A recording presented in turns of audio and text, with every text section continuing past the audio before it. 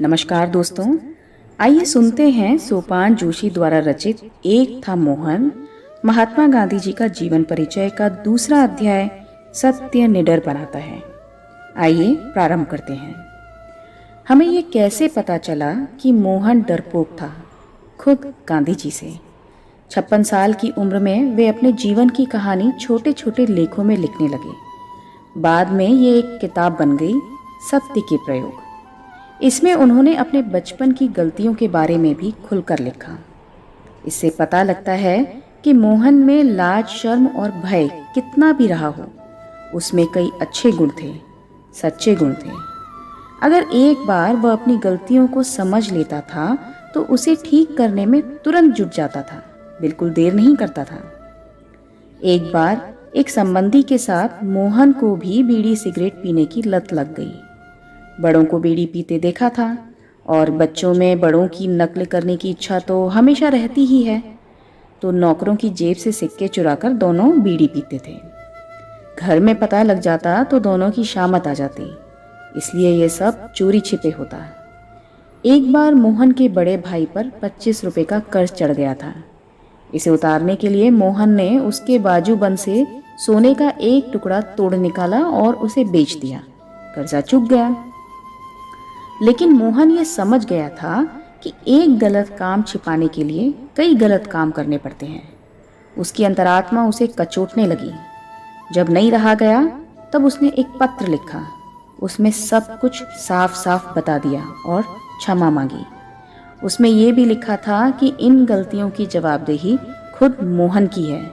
इसमें उसके माता पिता की कोई भी जवाबदारी नहीं है। इसके लिए जो भी सजा मोहन को दी जाए वो उसे मंजूर है। फिर हिम्मत जुटाकर ये पत्र खुद उसने कांपते हुए हाथ से अपने पिता को सौंपा। पिता को मोहन से खूब प्यार था। पत्र पढ़कर उन्हें रोना आ गया। मोहन भी रोने लगा। दोनों चुप रहे। प्रायश्चित के आंसू से पाप भी धुल जाते हैं। मोहन को माफ़ी भी मिली, मन भी हल्का हो गया। इसके बाद उसने जीवन भर चोरी नहीं की। जो कोई भी उससे प्यार करता उसे चोट पहुंचाना बालक मोहन को मंजूर न था। इतनी कम उम्र में भी मोहन समझ गया था कि झूठ बोलना, चोरी करना ये सब महंगा पड़ता है। पहले तो मज़ा आता है, पर बाद में इससे तकलीफ होती है। अपनी गलतियों का सच्चाई से सामना करने से मोहन में हिम्मत आ गई थी। बड़े होकर बहुत से लोग अपने बचपन की बातें भूल जाते हैं। गांधी जी नहीं भूले, खुद उनके बारे में लिखा। यही नहीं, जब कोई दूसरा गांधी जी के साथ गलत करता, उन्हें धोखा देता या उनके साथ अपराध भी करता, तब वे अपनी गलतियां याद रखते थे।